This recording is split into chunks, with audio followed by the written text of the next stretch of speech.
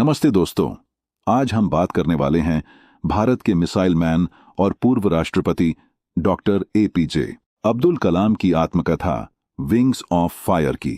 यह किताब न सिर्फ एक महान वैज्ञानिक की जीवन गाथा है, बल्कि हर उस व्यक्ति के लिए प्रेरणा है जो सपने देखता है और मेहनत से उन्हें पूरा करना चाहता है। इस वीडियो में हम आपको एपीजे अब्दुल कलाम की प्रसिद्ध किताब विंग्स ऑफ फायर का दिलचस्प और प्रेरणादायक समरी दे रहे हैं। इस बुक समरी में हम जानेंगे डॉक्टर एपीजे अब्दुल कलाम की जिंदगी के अनसुने किस्से और उनके संघर्षों की कहानी। चलिए जानते हैं। पहला अध्याय, एक संघर्षमय शुरुआत। नंबर 1, रामेश्वरम की मिट्टी से जुड़ी शुरुआत। डॉक्टर एपीजे अब्दुल कलाम का जन्म। पहला अध्याय, एक संघर्ष से शुरुआत होती है। नंबर 1, रामेश्वरम की मिट्टी से जुड़ी है। डॉक्टर एपीजे अब्दुल कलाम का जन्म 15 अक्टूबर 1931 को तमिलनाडु के छोटे से तटीय शहर रामेश्वरम में हुआ। उनका परिवार बेहद साधारण था। पिता जैनुलाब्दीन नाविक थे और मां आशियम्मा घर संभालती थीं। घर में पैसों की तंगी थी, लेकिन प्यार, संस्कार और ज्ञान की भूख कभी कम नहीं हुई। नंबर 2, बचपन के संघर्ष और प्रेरणा। कलाम सुबह 4 बजे उठकर नहा धोकर गणित की पढ़ाई करते थे, क्योंकि उनके शिक्षक शिव सुब्रमण्यम अय्यर ने उनमें प्रतिभा देखी थी। पैसों की कमी को पूरा करने के लिए वे अखबार बेचते थे और उसी कमाई से अपनी पढ़ाई का खर्च चलाते थे। उनके बचपन के दोस्त रामानंद शास्त्री, एक ब्राह्मण बालक के साथ उनकी दोस्ती ने उन्हें सांप्रदायिक एकता का पाठ पढ़ाया। नंबर 3, पिता की शिक्षा। ईमानदारी और साहस। कलाम के पिता ने उन्हें 3 बड़ी सीख दी। 1, कभी झूठ मत बोलो। 2, दूसरों की मदद करो, चाहे तुम्हारे पास खुद कम ही क्यों ना हो। 3, डर को अपने ऊपर हावी मत होने दो। नंबर 4, शिक्षा की ओर पहला कदम। उन्होंने रामनाथपुरम के श्वार्ट्स हाई स्कूल में पढ़ाई की, जहां उनके शिक्षकों ने उनकी विज्ञान में रुचि को पहचाना। 1950 में उन्होंने सेंट जोसेफ कॉलेज, तिरुचिरापल्ली से फिजिक्स में ग्रेजुएशन किया। फिर Madras institute of technology MIT से एरोनॉटिकल इंजीनियरिंग की पढ़ाई की। नंबर 5, पहली बड़ी चुनौती। प्रोजेक्ट टीम से बाहर होना। MIT में उन्हें एक प्रोजेक्ट मिला, लेकिन उनका डिजाइन असफल रहा। प्रोफेसर ने उन्हें 3 दिन का अल्टीमेटम दिया, या तो समस्या ठीक करो या स्कॉलरशिप छिन जाएगी। कलाम ने 72 घंटे लगातार काम किया और अपना प्रोजेक्ट सही कर दिखाया। इस घटना ने उन्हें सिखाया हार नहीं माननी चाहिए। एक सोचने वाला सवाल, क्यूरियस क्वेश्चन फॉर ऑडियंस। कलाम के पिता ने उन्हें सिखाया कि डर को अपने ऊपर हावी मत होने दो। लेकिन क्या आप जानते हैं कि जब कलाम पहली बार हवाई जहाज उड़ाने गए तो उन्हें कितना डर लगा और उन्होंने उस डर को कैसे हराया? अगले अध्याय में जानेंगे कैसे कलाम ने ISRO में कदम रखा और भारत के मिसाइल मैन बनने की राह शुरू की। दूसरा अध्याय, नंबर 1, MIT से ISRO तक का सफर। 1958 में कलाम ने Madras institute of technology MIT से एरोनॉटिकल इंजीनियरिंग में डिग्री पूरी की। उनका सपना भारतीय वायुसेना में पायलट बनने का था, लेकिन वे पायलट भर्ती परीक्षा में 9वें स्थान पर आए, जबकि केवल 8 उम्मीदवारों का चयन होना था। ये उनके जीवन की पहली बड़ी असफलता थी, लेकिन उन्होंने हार नहीं मानी। नंबर 2, DRDO में पहली नौकरी और निराशा। उन्हें रक्षा अनुसंधान एवं विकास संगठन DRDO में सीनियर साइंटिफिक असिस्टेंट की नौकरी मिली, लेकिन वहां उन्हें हॉवरक्राफ्ट के एक छोटे प्रोजेक्ट पर काम करने को मिला, जो उन्हें बहुत छोटा और नीरस लगा। वे निराश हो गए और जर्मनी जाकर एरोस्पेस टेक्नोलॉजी पढ़ने का मन बनाया। नंबर 3, विक्रम साराभाई से मुलाकात। जीवन बदलने वाला पल। 1962 में डॉक्टर विक्रम साराभाई, भारतीय अंतरिक्ष कार्यक्रम के जनक, ने कलाम को ISRO, Indian space research organisation में काम करने का न्योता दिया। साराभाई ने कहा, एक सच्चा इंजीनियर वह नहीं जो सिर्फ मशीनें बनाता है, बल्कि वह जो समस्याओं को हल करता है। क्या तुम भारत के लिए कुछ बड़ा करना चाहते हो? इस बात ने कलाम को ISRO ज्वाइन करने के लिए प्रेरित किया। नंबर 4, SLV-3 प्रोजेक्ट, भारत का पहला सैटेलाइट लॉन्च व्हीकल। ISRO में कलाम को SLV-3 satellite launch vehicle project का प्रोजेक्ट डायरेक्टर बनाया गया। 10 अगस्त 1969 को पहला प्रक्षेपण असफल रहा। रॉकेट समुद्र में गिर गया। कलाम ने खुद को दोषी माना, लेकिन साराभाई ने उन्हें असफलता से सीखो लेकिन रुको मत का संदेश दिया। 18 जुलाई 1980 को दूसरा प्रयास सफल रहा। भारत ने रोहिणी सैटेलाइट को अंतरिक्ष में पहुंचाया। नंबर 5। सबक। असफलता सफलता की सीढ़ी है। कलाम ने इस प्रोजेक्ट से सीखा कि टीम वर्क सबसे बड़ी ताकत है। असफलता आपको तभी हरा सकती है जब आप उसे स्वीकार कर लें। विज्ञान में धैर्य और दृढ़ता जरूरी है। एक सोचने वाला सवाल, क्यूरियस क्वेश्चन फॉर ऑडियंस। कलाम ने SLV-3 की असफलता के बाद खुद को दोषी माना, लेकिन उन्होंने टीम को क्या कहकर प्रेरित किया? और क्या आप जानते हैं कि उस समय उन्होंने अपनी डायरी में क्या लिखा था? अगले अध्याय में जानेंगे कैसे कलाम मिसाइल मैन बने और अग्नि, पृथ्वी जैसी मिसाइलों का निर्माण किया। क्या आपको पता था SLV-3 प्रोजेक्ट के दौरान कलाम ने 1 साल तक रोज 18-20 घंटे काम किया? क्या आप इतनी मेहनत कर पाते?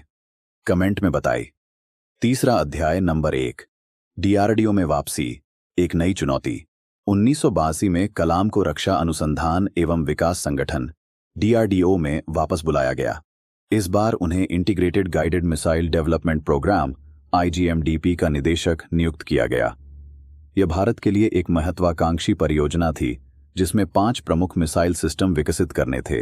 1 पृथ्वी, सतह से सतह पर मार करने वाली मिसाइल। 2 आकाश, वायु से वायु में मार करने वाली मिसाइल। 3 त्रिशूल, कम दूरी की मिसाइल। 4 नाग, टैंक भेदी मिसाइल। 5 अग्नि, बैलिस्टिक मिसाइल। नंबर 2 टीम का निर्माण और चुनौतियां। कलाम ने एक युवा वैज्ञानिकों की टीम तैयार की जिसकी औसत आयु मात्र 25-30 वर्ष थी। उन्होंने वैज्ञानिकों को स्वदेशी तकनीक पर जोर देने के लिए प्रेरित किया। मिशन मोड कार्यशैली अपनाई जहां सभी 24/7 काम करते थे। पदानुक्रम को कम करके खुला वातावरण बनाया। नंबर 3 पहली बड़ी सफलता, पृथ्वी मिसाइल।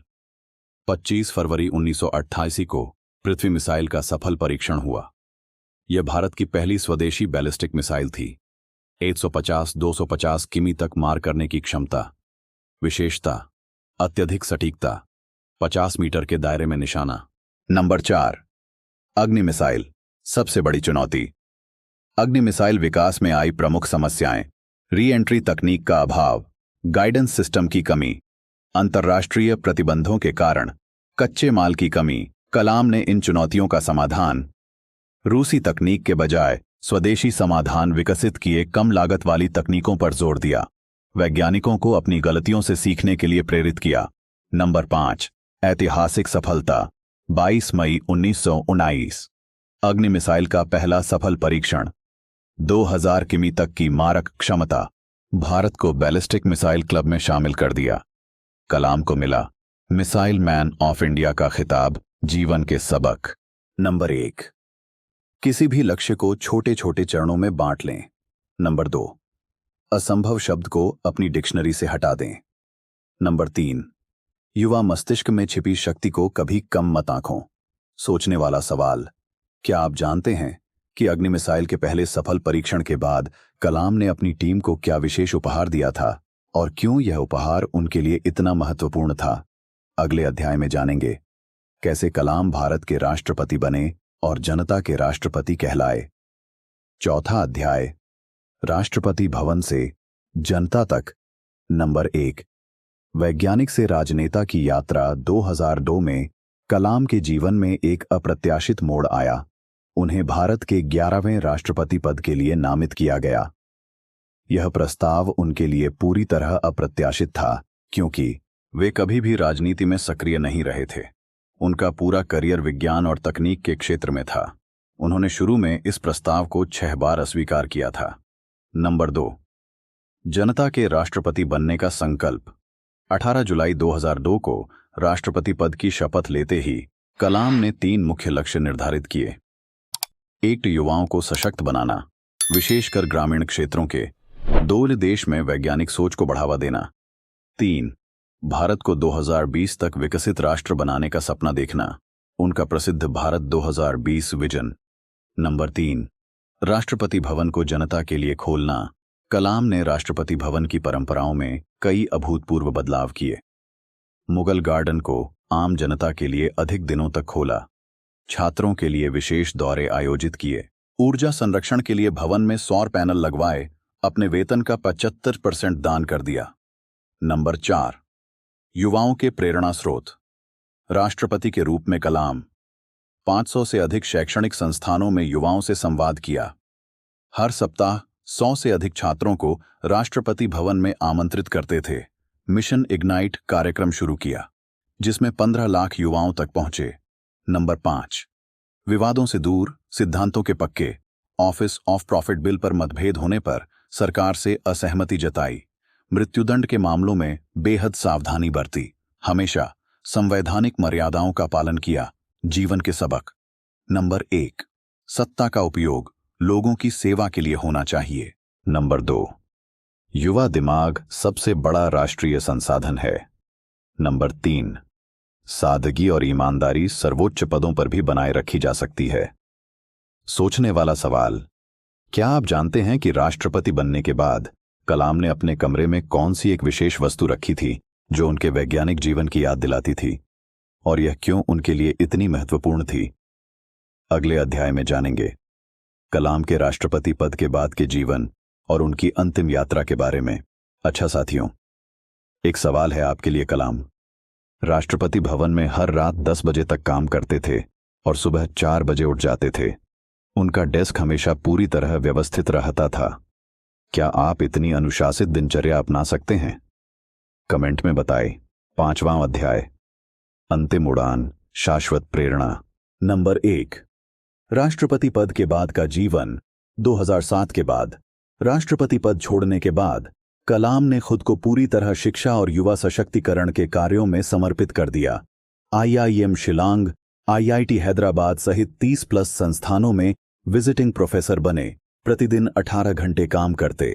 लेक्चर, रिसर्च और किताबें लिखने में what can I give movement शुरू किया। युवाओं से समाज देने की अपील। नंबर 2, अंतिम दिनों की सक्रियता। 27 जुलाई 2015 को शिलांग में हुई घटना। IIM शिलांग में creating a liveable planet earth पर व्याख्यान दे रहे थे। व्याख्यान के दौरान दिल का दौरा पड़ा। अस्पताल ले जाते समय अंतिम शब्द थे, क्या मैं मंच पर वापस जा सकता हूं? शाम 7:45 बजे उनका निधन हो गया। नंबर 3, अंतिम संस्कार और राष्ट्रीय शोक। 30 जुलाई 2015 को रामेश्वरम में पूर्ण राजकीय सम्मान के साथ अंतिम संस्कार। 3.5 लाख से अधिक लोग श्रद्धांजलि देने पहुंचे। 7 दिनों का राष्ट्रीय शोक घोषित किया गया। उनकी समाधि पर लिखा, dreams transform into thoughts and thoughts result in action. Number 4, कलाम की विरासत। 15 अक्टूबर जन्मदिन को विश्व छात्र दिवस के रूप में मनाया जाता है। DRDO ने स्थापित किया। कलाम युवा विज्ञान क्लब। 2018 में उनके नाम पर अंडमान निकोबार का एक द्वीप नामित किया गया। कलाम के जीवन से सीखे गए 5 मूल मंत्र। विन, सपने वो नहीं जो आप सोते समय देखें, बल्कि वो जो आपको सोने न दें। 2, अगर तुम सूरज की तरह चमकना चाहते हो तो पहले सूरज की तरह जलो। 3, कठिनाइयां आपको वहीं रोकती हैं जहां आपकी प्रतिबद्धता समाप्त होती है। 4, शिक्षा का उद्देश्य कौशल और चरित्र का निर्माण है। 5, ईश्वर ने हमें जीवन दिया है ताकि हम दूसरों के जीवन को बेहतर बना सकें। आपके जीवन में कैसे अपनाएं कलाम के सिद्धांत? नंबर 1, प्रतिदिन की आदतें। सुबह 4-5 बजे उठकर 1 घंटा पढ़ाई सीखने में लगाए। रोज कम से कम एक नई चीज सीखने का लक्ष्य रखें। शाम को दिन भर की गतिविधियों का विश्लेषण करें। नंबर 2, करियर में सफलता के लिए अपने क्षेत्र में मास्टरी के लिए 10,000 घंटे का नियम अपनाएं। असफलताओं से सीखें, हर गलती को सुधार का मौका समझें। टीम वर्क पर विश्वास रखें, अकेले सफलता संभव नहीं। नंबर 3, समाज के लिए योगदान। माह में कम से कम एक बार मुफ्त शिक्षण दें। स्थानीय समस्याओं के वैज्ञानिक समाधान खोजें। क्या दे सकता हूं कि मानसिकता से काम करें। नंबर 4, पढ़ने के लिए कलाम की अन्य पुस्तकें। 1, इंडिया 2020, भारत के विकास का खाका। 2, इग्नाइटेड माइंड्स, युवाओं के लिए प्रेरणा। 3, माई जर्नी, कलाम के जीवन के कम ज्ञात पहलू। अंतिम संदेश। कलाम साहब ने सिखाया कि उम्र, पृष्ठभूमि या संसाधनों की कमी सफलता की राह में बाधा नहीं बन सकती। आज से ही एक लक्ष्य निर्धारित करें, प्रतिदिन 1% बेहतर बनने का प्रयास करें। समाज को वापस दें जो आपने पाया है। आपके हाथों में है एक असाधारण जीवन की शुरुआत करने की चाबी। कल से नहीं, आज से शुरू करें।